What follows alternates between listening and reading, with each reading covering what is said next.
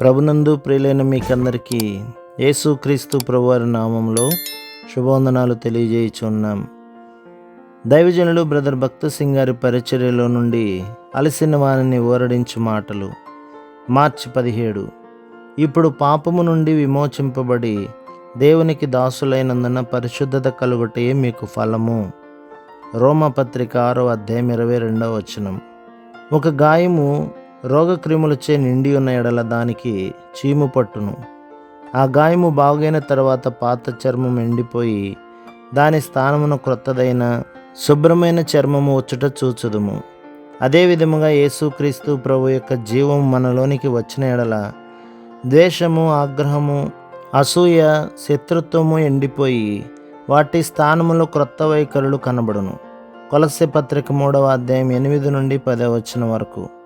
అందుచేతనే మనము దేవుని చేత ఏర్పరచబడిన వారును పరిశుద్ధులను ప్రియులునైన వారికి తగినట్లు మీరు జాలిగల మనస్సును, దయాళత్వమును, వినయమును, సాత్వికమును, దీర్ఘశాంతమును ధరించుకొనుడి అని చదువుదుము. కొలస్సె పత్రిక 3:12. మనలో పునరుత్థాన శక్తి పనిచేసిన ఎడల ఈ సుగుణములు వాటంతట అవే వచ్చును. నీ ఎడల తప్పు చేసిన ప్రతి వారిని క్షమించు గుణము నీకు కలుగును. దేవుని ప్రేమ నీలోనికి వచ్చి ఇతరులను క్షమించినట్లుగా చేసి నీ హృదయమును ద్వేషము నుండి, విరోధము నుండి విడిపించును. పరలోక సమాధానముచే నీ ఆత్మ నింపబడును. నీ హృదయము దేవుని విషయమైన కృతజ్ఞతతో నింపబడును. యేసుక్రీస్తు ప్రభు నీ పాపముల నిమిత్తము ఏ విధముగా శ్రమ నుండి నిన్ను క్షమించునో నీవు ఎడతెగక జ్ఞాపకము చేసుకుని ప్రతి దినమును కృతజ్ఞతతో ముగించుదువు. ఆయన మరణ, భూస్థాపన, పునరుత్థానము అను మూడంతల ఐక్యతలో మనము పాలు పొందుట ద్వారా మన జీవితములు పునరుత్థాన శక్తి అనడి దైవిక శక్తితో నింపబడి మన జీవితములు అహరోను చేతి కర్ర చిగిర్చి పువ్వులు పూసి బాదం పండ్లు గలదైనట్లు అగును. సంఖ్యాకాండం 17:8.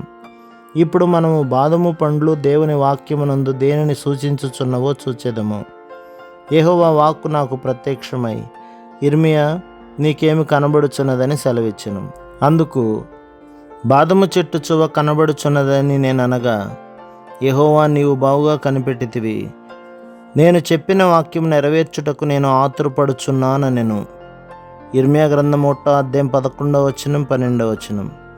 ఏదైతే దేవుడు తన వాక్యమునందు వెల్లడి చేయనో అది ఒక దినమున తప్పక జరుగును. ఆయన మాట సెలవీయగా ఆ ప్రకారమాయెను. ఆయన మాట తప్పిపోదు. కీర్తన గ్రంథం 33:9, 148:5. కావున ఎన్నడూనూ తప్పిపోని దేవుని వాగ్దానములపై ఆధారపడి దైవిక జీవముతో నింపబడి నూతన పరచబడిన ఆత్మతో మనము దేవుని సేవించగలము. ప్రభు మిమ్మును, మీ కుటుంబమును, మీ సంఘమును దీవించి ఆశీర్వదించునుగాక. ఆమేన్.